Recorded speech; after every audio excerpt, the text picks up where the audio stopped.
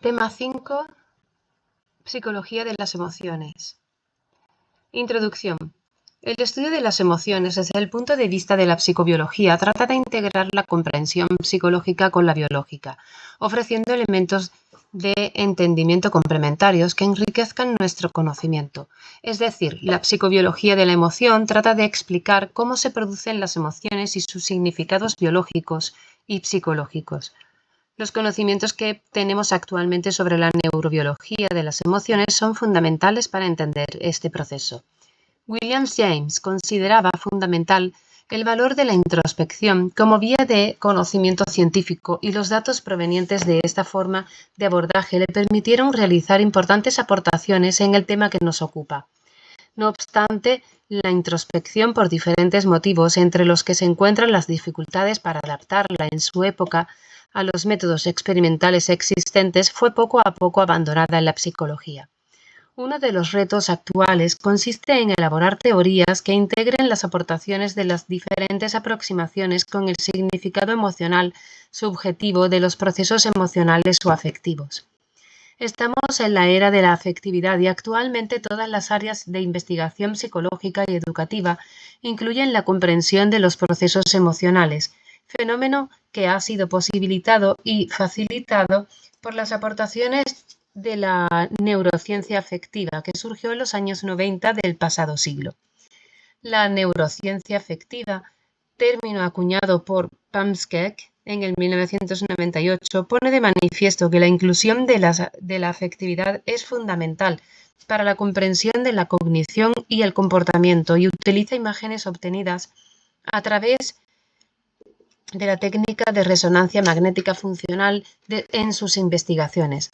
Las aportaciones de estas investigaciones han consolidado el estudio de la emoción humana como un fenómeno objetivo, medible y científicamente accesible. Acercándonos al universo de las emociones. La RAE normalmente señala diferentes significados para una palabra. A cada uno de estos significados se les denomina acepciones. Al buscar el término emoción, encontramos que en su primera acepción la define como una alteración de ánimo intensa y pasajera, agradable o penosa, que va acompañada de cierta conmoción somática. Si buscamos su significado etimológico, es decir, las palabras o significados se han contribuido al significado actual de la palabra, encontramos que viene del latín emotio y que significa impulso, que conduce a la acción. Considerando estas dos fuentes de significado, podemos decir que una emoción es una alteración o cambio en nuestro ánimo, acompañada por cambios somáticos, es decir, que se producen en el cuerpo y que nos impulsan a una acción. Cuando las emociones y las sensaciones llegan a la conciencia y nos damos cuenta de que sentimos y nos damos cuenta de lo que sentimos, hablaremos de consecuencia emocional. Desde el punto de vista psicológico, puede considerarse que las emociones agradables o desagradables son estados de activación de los sistemas nerviosos central y periférico que nos impulsan y dirigen hacia una acción concreta con el objeto de recuperar la homeostasis interna, ya que nos indican cómo estamos y qué necesitamos para recuperar dicha homeostasis. ¿Cómo comienzan a producirse las emociones? Los estados de activación fisiológica y las emociones pueden ser inducidos por estímulos externos o por estímulos internos, una noticia, una determinada situación, un recuerdo o un determinado pensamiento, etc. También pueden ser provocados por la percepción del propio estado corporal o propiocepción, ya que el cuerpo envía señales continuamente al cerebro informando de su estado. La comprensión de las emociones implica tener en cuenta diferentes dimensiones, ya que las emociones y todos los procesos psicológicos concomitantes contribuyen con un conjunto de fenómenos complejos, dinámicos e interrelacionados, como las sensaciones, los pensamientos, los cambios corporales y los comportamientos o tendencias de acción asociadas a cada emoción. Clásicamente se han considerado tres dimensiones o componentes de la emoción: el componente fisiológico, constituido por las reacciones fisiológicas que se disparan en el organismo; Estas reacciones fisiológicas son involuntarias y tienen como finalidad preparar a los individuos para la acción e informar de los estados emocionales propios a otros sujetos, funcionando en este caso a modo de protolenguaje. En segundo lugar, el componente conductual, que se refiere a las acciones que tienen como fin la satisfacción de las necesidades que se manifiestan a través de la emoción.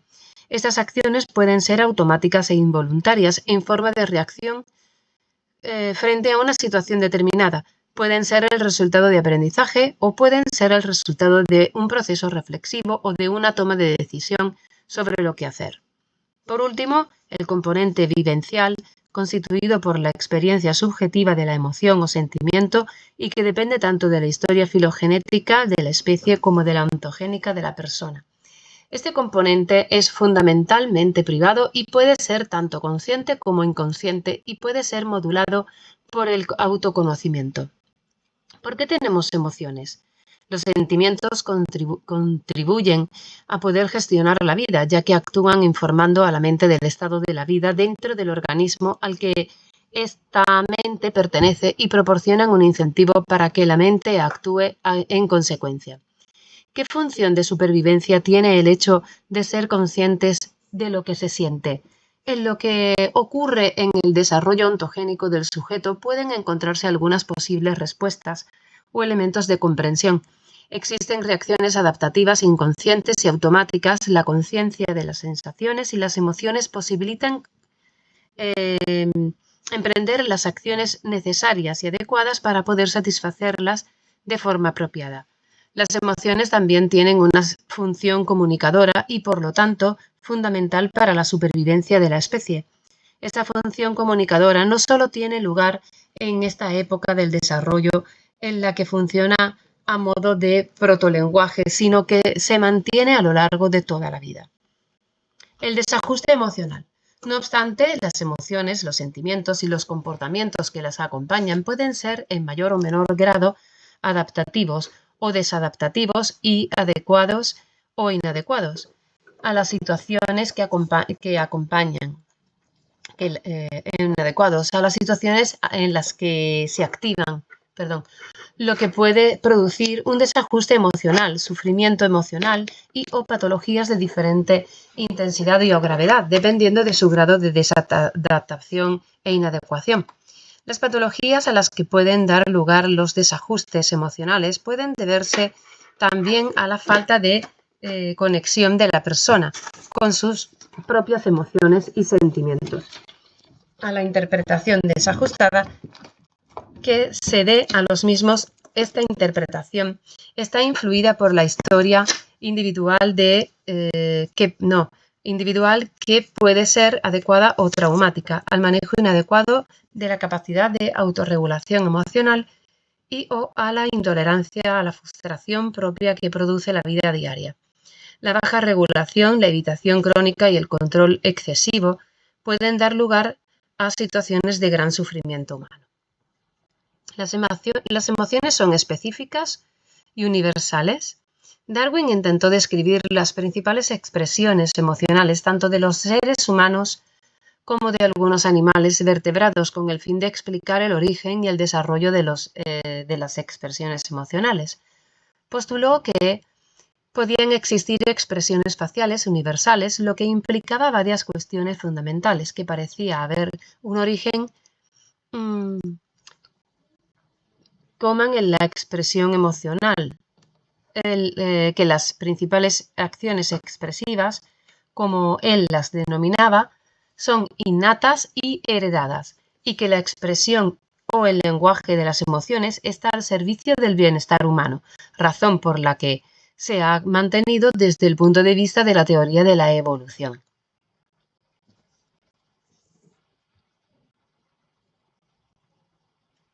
Vale. La expresión emocional está estructuralmente determinada en humanos. Ekman llegó a la conclusión de que la expresión y el reconocimiento de estas emociones primarias es innato y universal, es decir, no dependiente de la cultura. Antes de los trabajos de Ekman, se pensaba que las expresiones faciales y las emociones estaban culturalmente determinadas.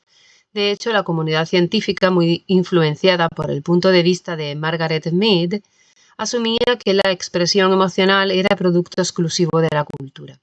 Ekman se dispuso a comprobar esta hipótesis de Mead en 1972 y publicó su trabajo de campo en el que concluyó que había 6 expresiones faciales universales a las que denominó básicas porque ninguna de ellas se producía por la combinación de más de una emoción. La primera lista de emociones básicas que elaboró Ekman englobaba felicidad, ira, miedo, tristeza, repugnancia y sorpresa. Es decir, 6 emociones básicas que Ekman englobaba eran la felicidad, ira, miedo, tristeza, repugnancia y sorpresa. En la década de los 90, en el 1990, esta lista incluye un rango más extenso de emociones que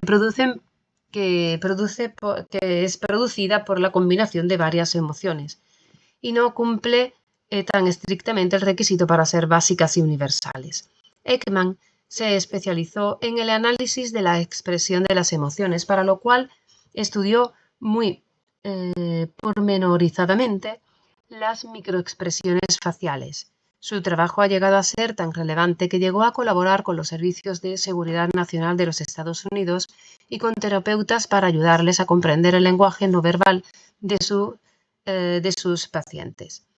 Las microexpresiones son movimientos involuntarios de los músculos de la cara. Se llaman de este modo no porque sean expresiones muy sutiles o pequeñas, sino por su cortísima duración. Se producen en momentos especialmente significativos para la persona, normalmente relacionados con una situación que pueda provocar ansiedad y no puedan ser falsificadas o controladas voluntariamente, ya que en la mayoría de los casos movilizan los músculos faciales de manera automática e involuntaria. Sus últimos trabajos se centran en demostrar que es posible el aprendizaje de la expresión, la inhibición y la percepción de las emociones. Ekman postula que puede existir un mundo mejor si todo el mundo desarrolla en sí mismo la compasión global. ¿Cuántas emociones básicas existen? Jacks y colaboradores en el 2014, al estudiar los movimientos de los diferentes músculos que configuran las expresiones faciales y concentrándose en la dinámica temporal de la configuración de la expresión, observaron que algunas expresiones faciales comparten al inicio de su estructuración ciertos movimientos musculares básicos a los que se denominaron unidades de acción. Por esta razón, unificaron a las emociones que se comparten y propusieron que las emociones básicas son 4 en vez de 6. No obstante,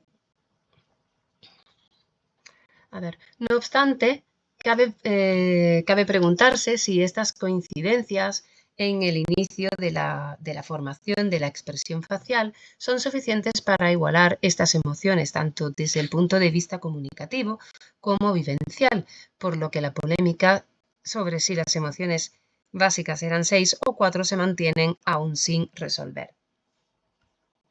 La experiencia emocional y aportaciones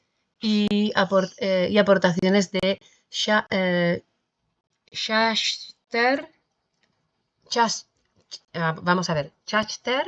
y Singer y de Arnold. Son 3, Schachter, Singer y Arnold.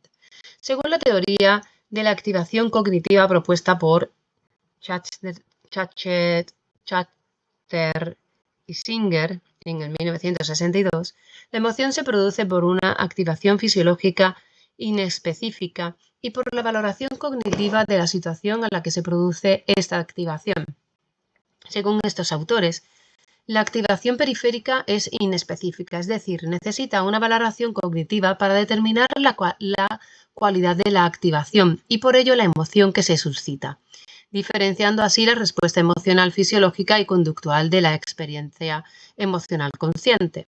Propusieron que la corteza cerebral es una estructura que traduce activamente las señales periféricas inespecíficas en sentimientos específicos y que crea una respuesta cognitiva a la información periférica, siendo esta creación consecuente con las expectativas y aprendizajes del individuo y del contexto social. En la década de 1960, Magda Arnold, 1960, propuso que la evaluación del significado del estímulo es esencial para que éste provoque una determinada respuesta o una emoción. Para Arnold, la emoción que se produce como consecuencia de la evaluación inconsciente del potencial dañino o beneficioso de una situación, mientras que el sentimiento se produce como una consecuencia de la reflexión consciente de esta valoración inconsciente. Es decir, la emoción se da a través de una valoración.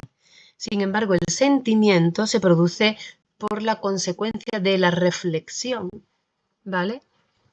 Una reflexión consciente a esa valoración, de esa valoración inconsciente.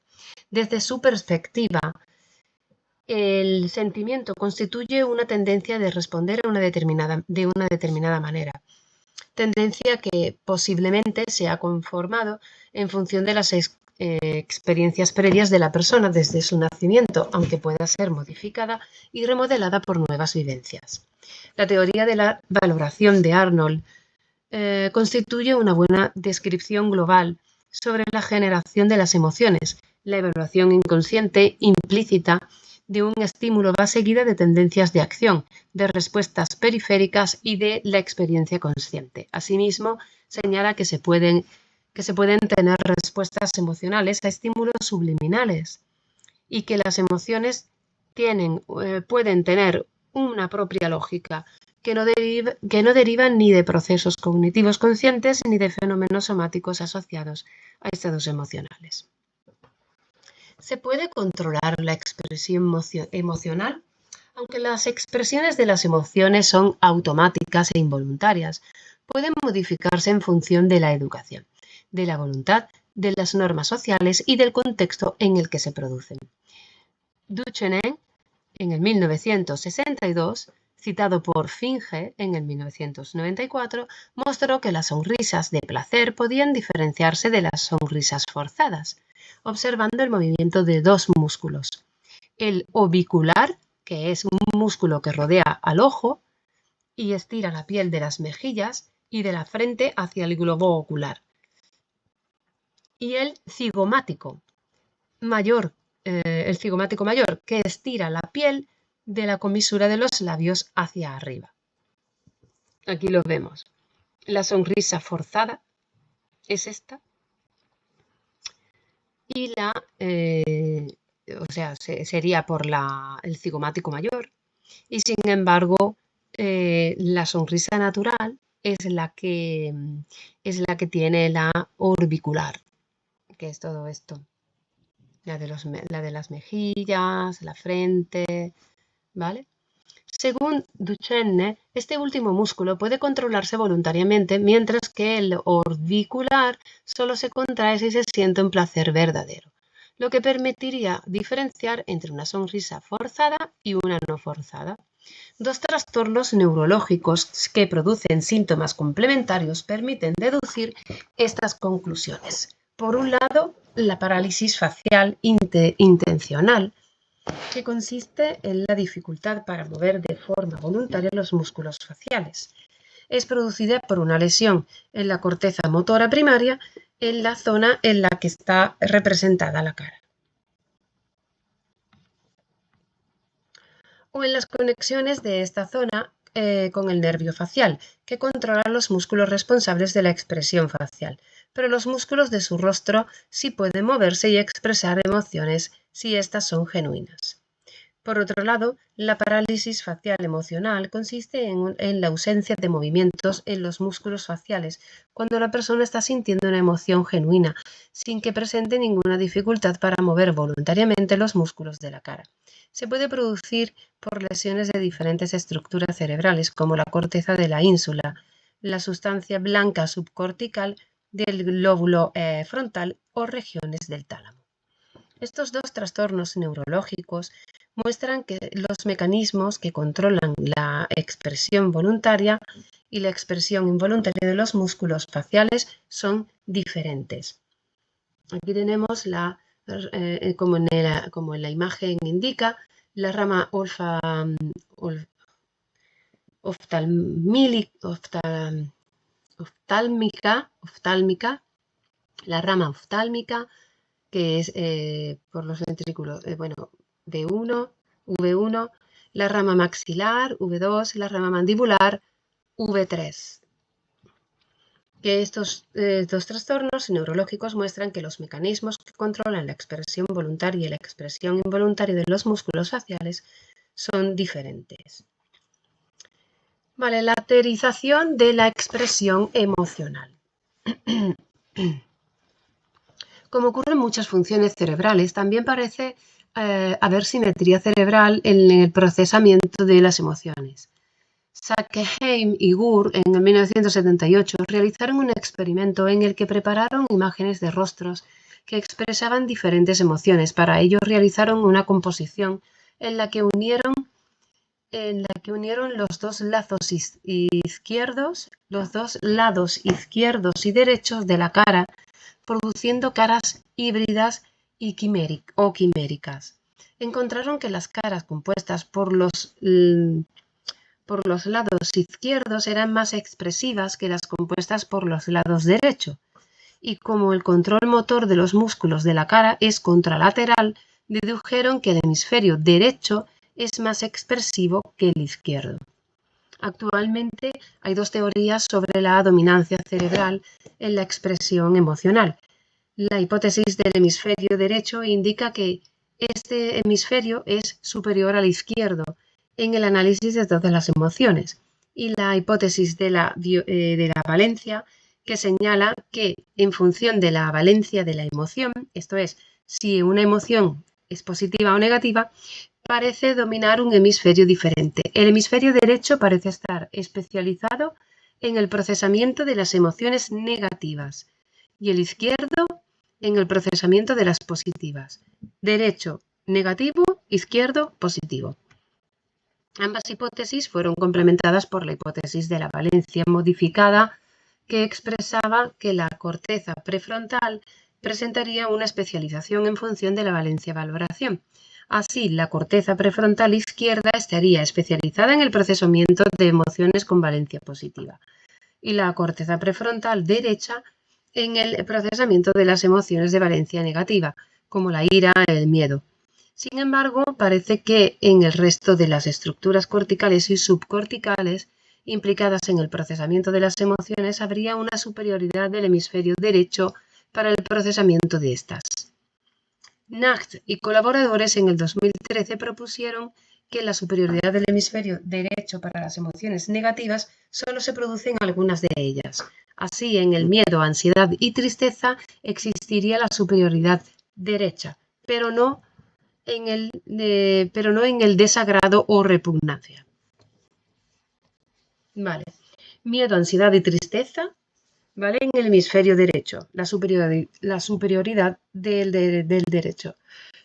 Pero en el desagrado o repugnancia, no.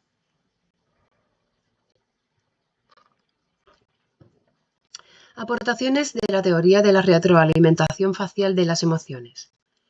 Algunos estudios realizados con el objeto de contrastar la denominada hipótesis de la retroalimentación facial de las emociones muestran que pueden haber algo de cierto en la creencia popular de que poner cara de felicidad o bienestar puede ayudarnos a sentirnos mejor.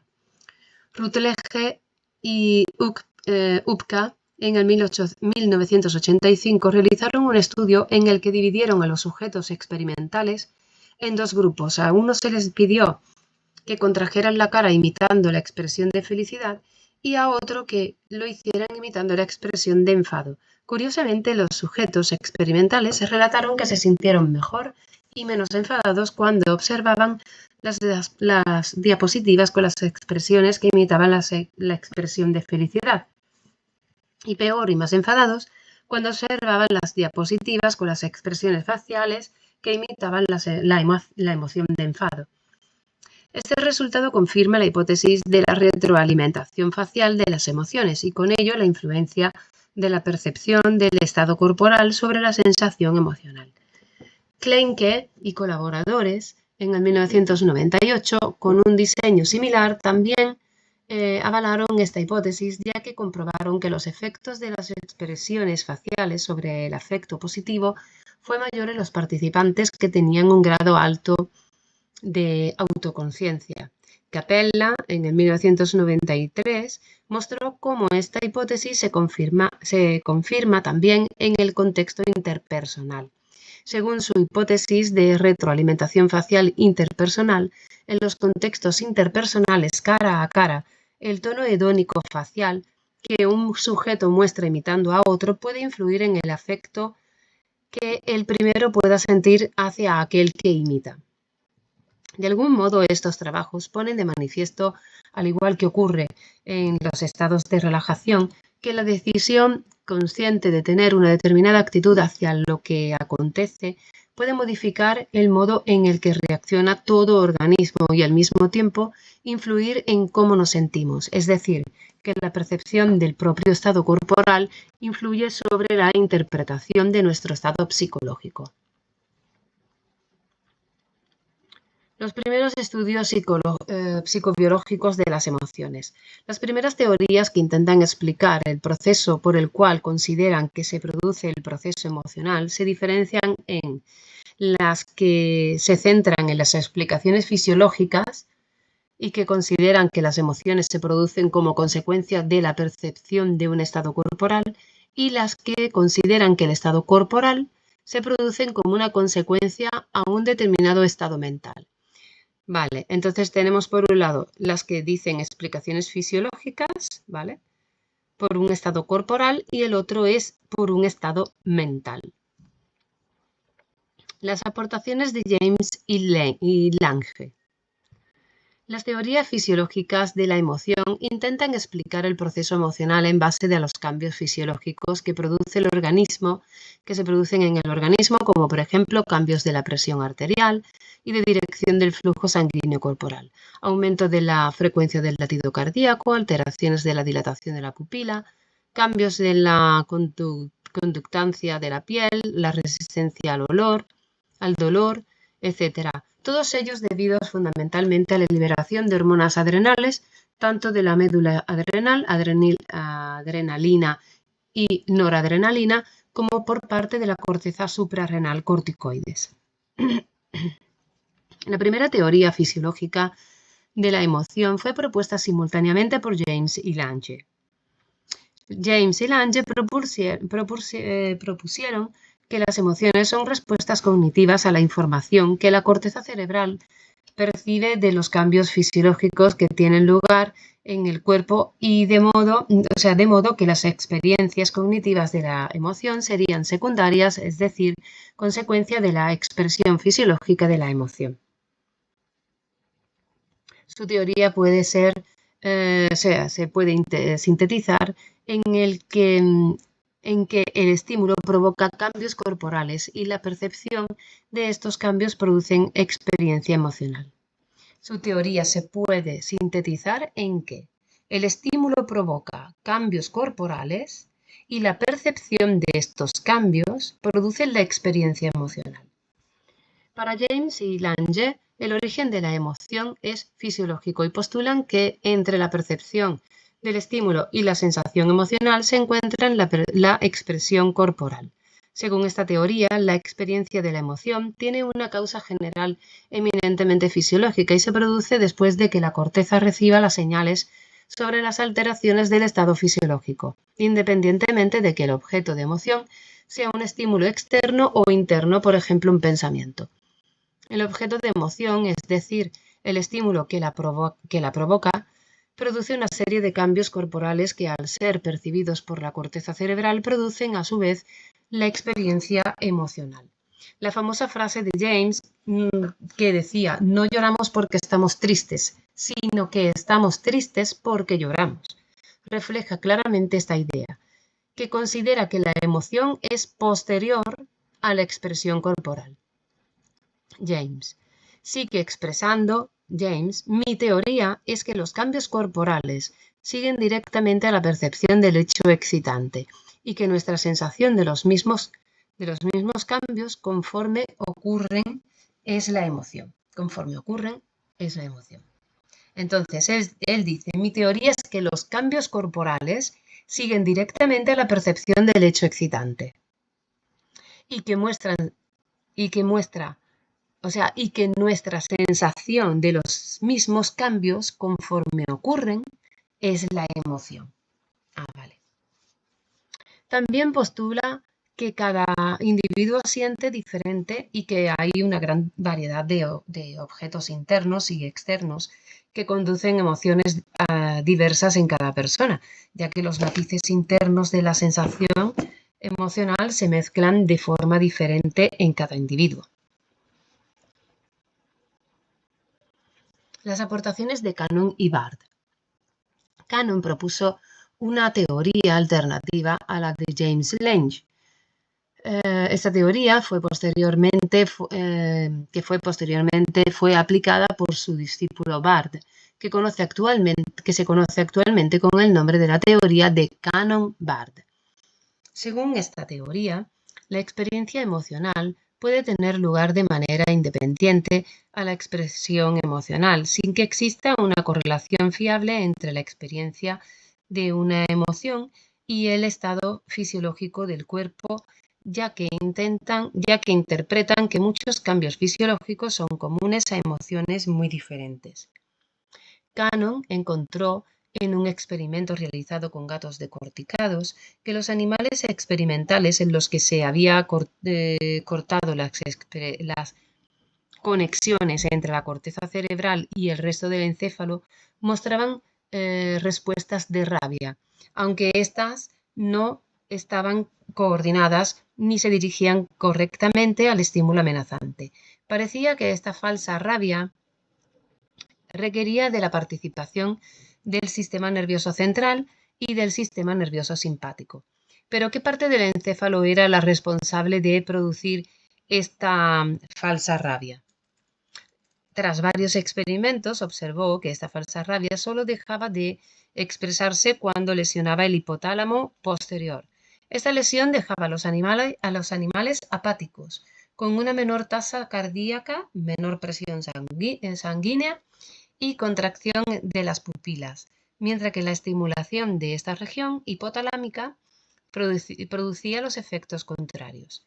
Estos datos lo llevaron a concluir la implicación del hipotálamo en las expresiones de alegría, miedo y dolor.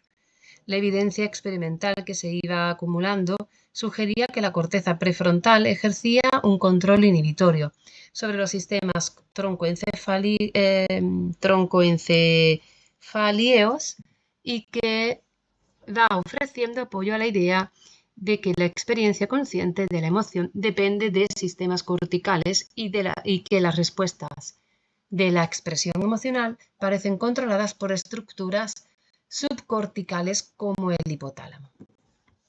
Entonces, la idea de que la experiencia consciente de la emoción, o sea, esta depende de sistemas corticales, ¿vale?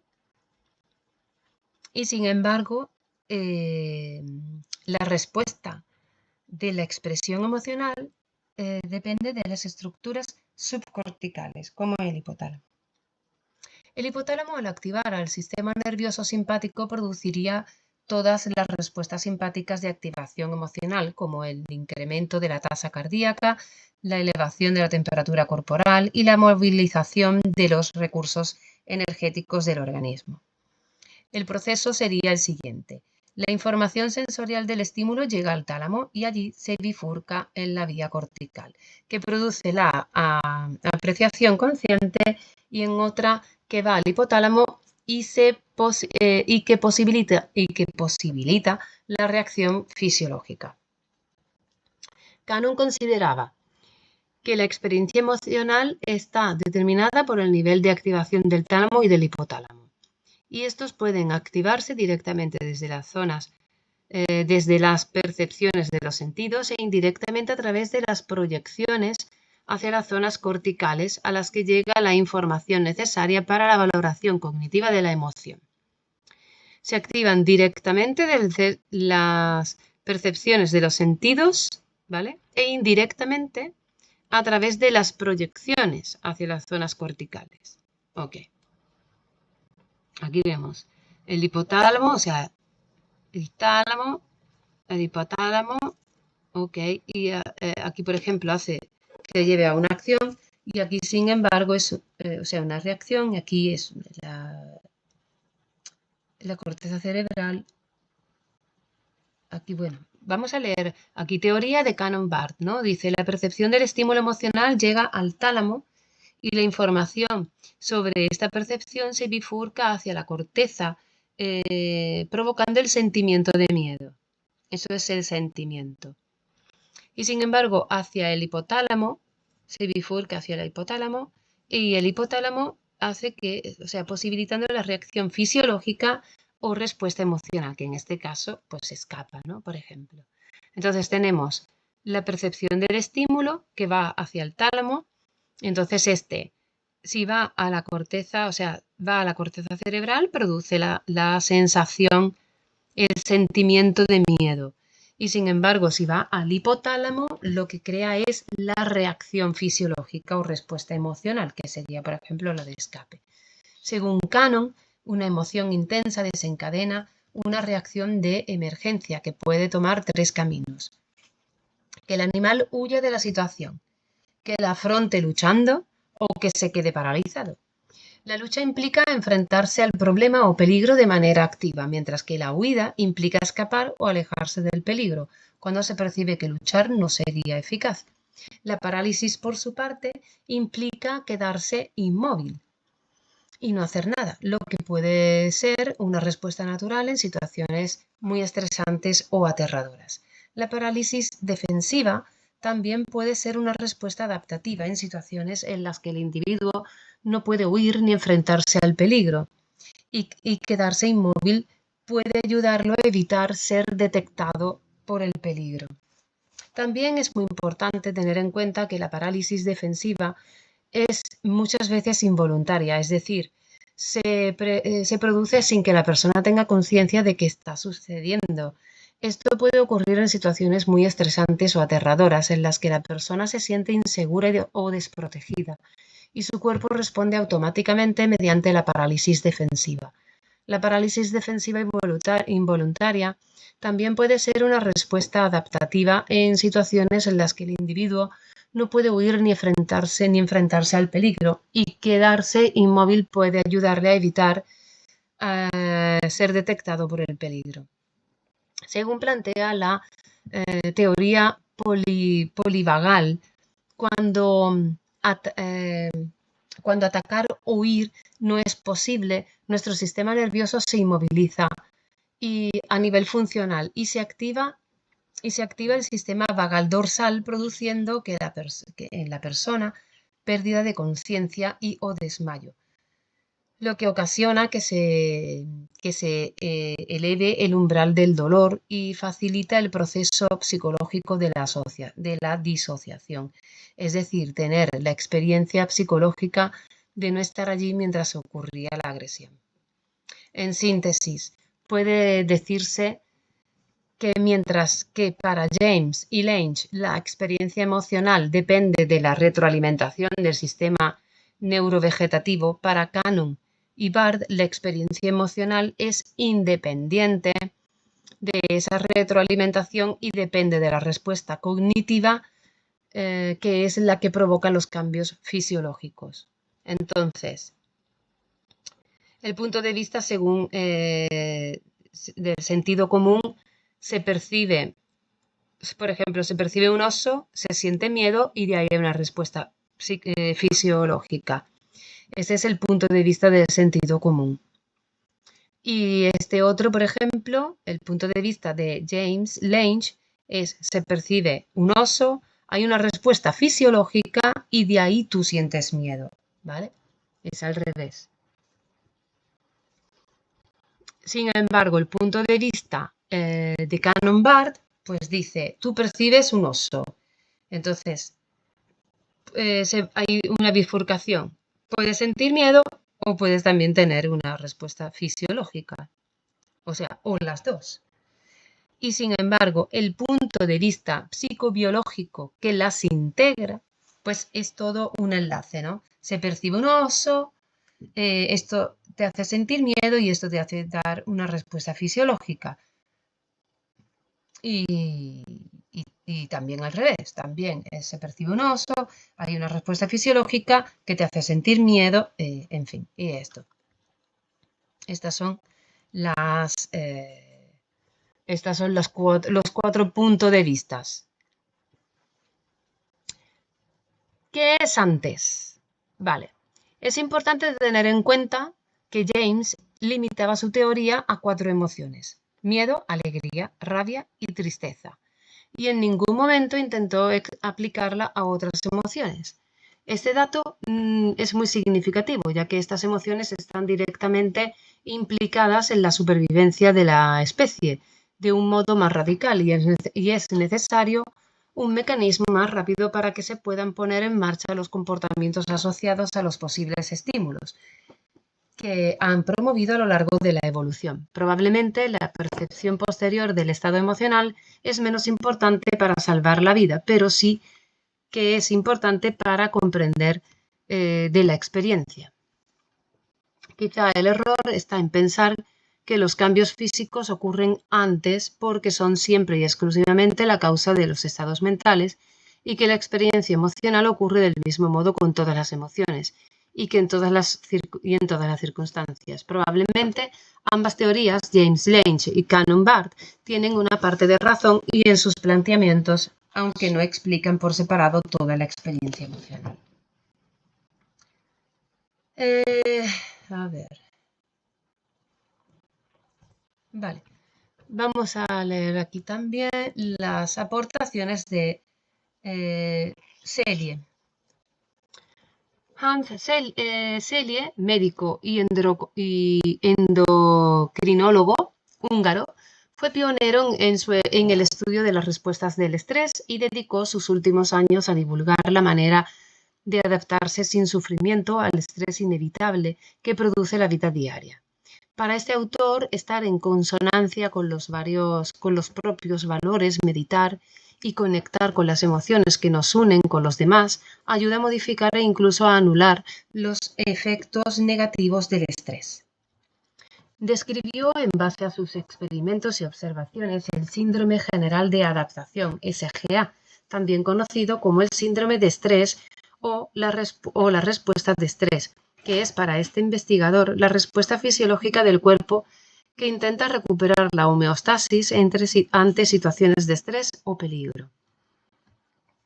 Selye observó que cuando los animales experimentaban situaciones estresantes, desarrollaban una serie de cambios fisiológicos similares, como aumento de la frecuencia cardíaca, aumento de la tensión arterial o aumento de la glucemia o del metabolismo basal, entre otros. Estos cambios fisiológicos se producían como una forma de preparar al cuerpo para enfrentar el estrés o peligro de manera más eficiente, por lo que definió al estrés como la respuesta del organismo para intentar recuperar la homeostasis interna que se altera por los estímulos externos e internos que despliegan una reacción fisiológica. Fue el primer autor que ofreció una teoría en la que aunaba los cambios fisiológicos y los cambios neuroendocrinos que se producían en las diferentes fases de la respuesta de estrés. Describió 3 fases del SGA, del síndrome general de adaptación. Vale, 3 fases. La primera es la fase de alarma, en la que el organismo intenta responder con rapidez a las demandas de un estímulo. Durante esta fase se produce un aumento de la frecuencia cardíaca, la tensión arterial, dilatación de las pupilas y la glucemia. Cambios que preparan para afrontar esta primera fase de alarma. Segunda es la fase de resistencia. Así, la situación de estrés o peligro continúa, el cuerpo entra en la fase de resistencia. Y durante esta fase el cuerpo se mantiene en los cambios fisiológicos iniciados en la fase de alarma y se produce un aumento del metabolismo y del consumo de energía para poder enfrentar el estrés o peligro de manera más eficiente. Y la tercera es la fase de agotamiento, en la que el organismo ya no puede responder con eficacia a las demandas del estímulo. Se produce cuando la situación de estrés o peligro se mantiene por un tiempo prolongado. Durante esta fase, el cuerpo se vuelve menos eficaz de responder al estrés o peligro de manera eficiente y pueden aparecer síntomas como cansancio, dolor de cabeza, dificultad para concentrarse, alteraciones del sueño, debilitamiento del sistema inmune, problemas gastrointestinales, ansiedad, angustia, etc., produciendo efectos negativos en la salud física y mental. Es decir, primera fase de alarma, la segunda de resistencia y la tercera de agotamiento. Selye propuso que los estímulos que provocan el inicio de cada una de las fases de la respuesta de estrés pueden ser tanto de orden físico como de orden psicológico. ¿Cuándo surge el problema según Selye? Cuando la respuesta de estrés es sostenida en el tiempo y o responde a amenazas psicológicas o sociales que la respuesta fisiológica de estrés no puede resolver. El problema principal surge cuando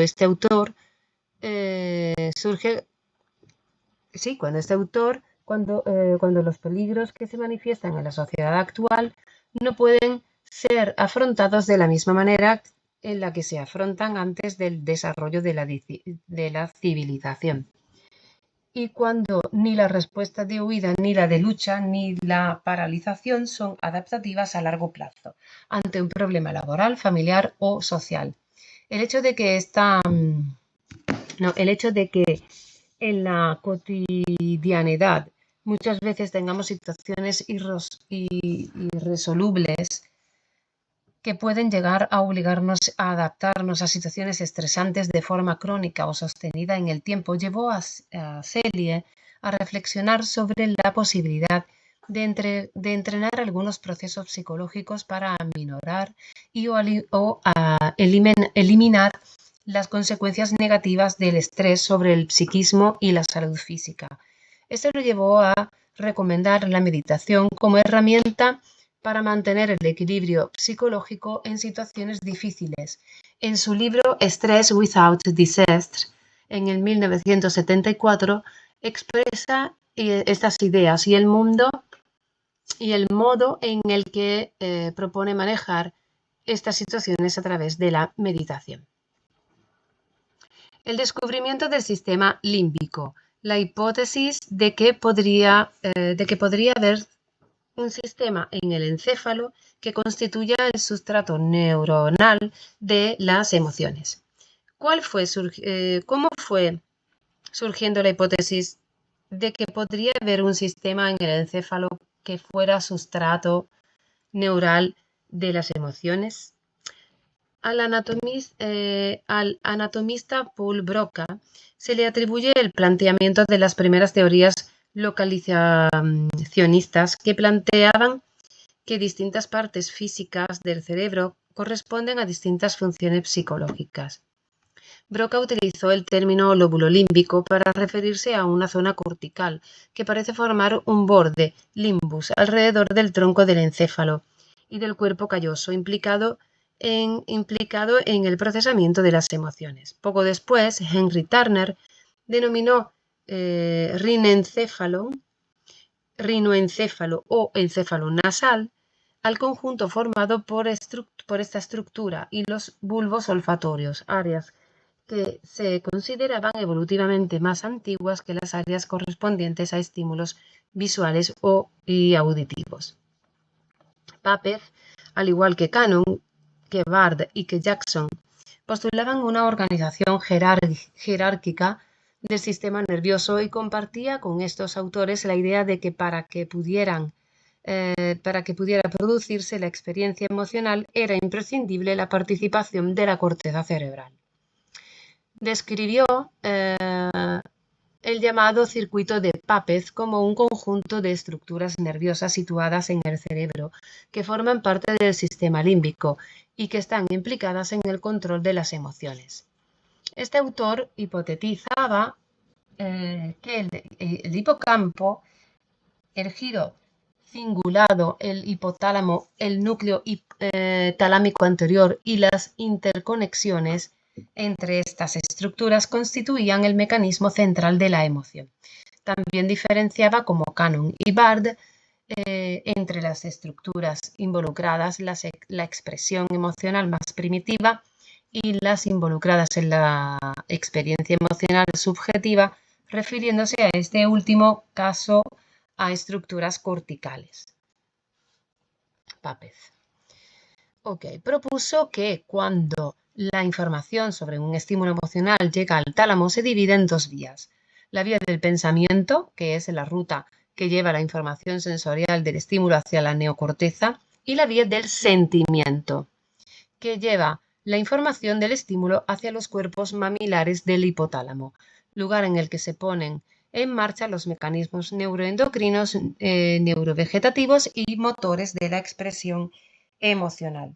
Es decir, la información sensorial, vale, pues hay dos vías, se dividen, o sea, el estímulo emocional llega al tálamo y se divide en dos, en el pensamiento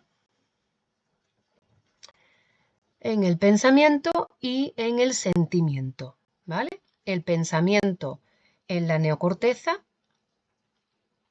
y el sentimiento en los cuerpos mamilares del hipotálamo. Según la propuesta de Papez, la acción que ejerce las estructuras subcorticales del circuito límbico permite la expresión de los estados emocionales y la acción que ejercen dichas estructuras sobre la corteza cingulada son las que permiten la experiencia emocional. Circuito límbico es la que permite la expresión en los estados emocionales y la corteza cingulada son las que permiten la experiencia emocional. Aquí tenemos en la figura el giro cingulado, ¿vale? El tálamo que está ahí, el hipotálamo que está más abajo, el cuerpo calloso sabemos que es este de aquí, que envuelve, aquí tenemos también, este es el tálamo, el hipotálamo, aquí, la glándula pituitaria, que es esta de aquí, la amígdala es esta pequeñita, y los cuerpos mamilares que los encontramos aquí pequeñitos. Estos son los principales estructuras del sistema límbico. John Hanglings Jackson fue un neurólogo inglés que formó parte de la Royal Society y fundó la prestigiosa publicación científica Brain, dedicada a la interacción entre la neurología clínica y la experimental. Su número inaugural vio la luz en el año 1878. Una parte importante de sus publicaciones se refieren a la organización evolutiva del sistema nervioso, para el que propuso tres niveles: un nivel inferior, un nivel medio y un nivel superior. En el nivel inferior, los movimientos se representarían en su forma menos compleja. Estos centros se encontrarían en la médula espinal. El nivel medio se constituirían en la llamada área motora de la corteza, y los niveles motores superiores se localizarían en el área prefrontal. Paul MacLean también propuso la existencia de un conjunto de estructuras neuronales que funcionan como un sistema de procesamiento de la información emocional. Este autor intentaba contestar la pregunta: ¿de qué modo interactúan los procesos emocionales corticales y subcorticales para producir las respuestas y las experiencias emocionales? MacLean propuso la hipótesis del cerebro triple o triuno, según la cual el cerebro humano actual es el resultado de tres grandes etapas de evolución. Esta idea supone que los mamíferos superiores existe una jerarquía de tres cerebros en uno. De ahí el término cerebro triuno. El cerebro filogenéticamente más primitivo es el cerebro reptiliano o paleoencéfalo, que comprende el tronco del encéfalo. Este es el cerebro reptiliano. tronco del encéfalo y que regula la supervivencia del organismo. El sistema límbico es el siguiente en aparecer en la escala filogenética y regula los estados emocionales del cerebro, emocionales del organismo, perdón. Y por último, el cerebro neomamífero, que está constituido por la neocorteza, que incluye los sistemas cognitivos superiores. El cerebro mamífero, el cerebro filogenéticamente más primitivo, habíamos dicho que es el reptiliano o paleoencéfalo, ¿vale? Está aquí. El cerebro mamífero y neomamífero. O sea, el sistema límbico es el siguiente y después está el neomamífero. Vale, son 3. Vale, según MacLean, estos 3 cerebros no pueden comunicarse entre sí y funcionan de forma independiente, lo que explicaba, según este autor, la existencia de ciertas neurosis y el conflicto entre las pasiones y la razón. Ok. Entonces, funciones de cada uno de los componentes de los 3 cerebros propuestos por MacLean. Vamos a ver los 3. El cerebro reptil, vale, pues la parte, ¿cuál es la parte? Pues el paleoencéfalo, que no piensa, no siente, pero sí actúa. El cerebro triuno, ¿vale? Está cerebro reptil, el límbico, los mamíferos primitivos, y el neocórtex, que es mamíferos evolucionados. Vale. Reptil, hemos dicho la parte paleoencéfalo, no piensa, no siente y actúa. El límbico, la parte es el mesoencéfalo, que controla la vida emotiva, tiene la capacidad de sentir y desear, pero no siente. Bueno, aquí pone capacidad de sentir y desear, pero no siente. Y el neocórtex, mamíferos evolucionados, la parte es en los 2 hemisferios, está los procesos intelectuales, el cerebro que rige la vida intelectual, y tiene una adquisición de la conciencia. Vale. Bueno, actualmente se sabe que las estructuras troncoencefálicas también participan en la conciencia a través de la activación de los centros corticales y que la evolución de los centros corticales ha modulado el funcionamiento tanto en los centros subcorticales como en los troncoencefálicos. No obstante, es importante que conozcamos esta teoría ya que de este modo de entender el funcionamiento cerebral es utilizado en muchas ocasiones como modelo explicativo de algunos procesos psicológicos, especialmente en los modelos neurobiológicos del trauma y de los mecanismos del estrés postraumático. Por el momento constituye un modelo útil para la comprensión de determinados procesos, aunque a su vez debemos tener en cuenta que estos 3 cerebros no funcionan de modo independiente, sino que todas las estructuras que lo conforman se encuentran interconectadas. Neuroanatomía de la emoción. Lo dejamos para el siguiente vídeo, para la parte 2.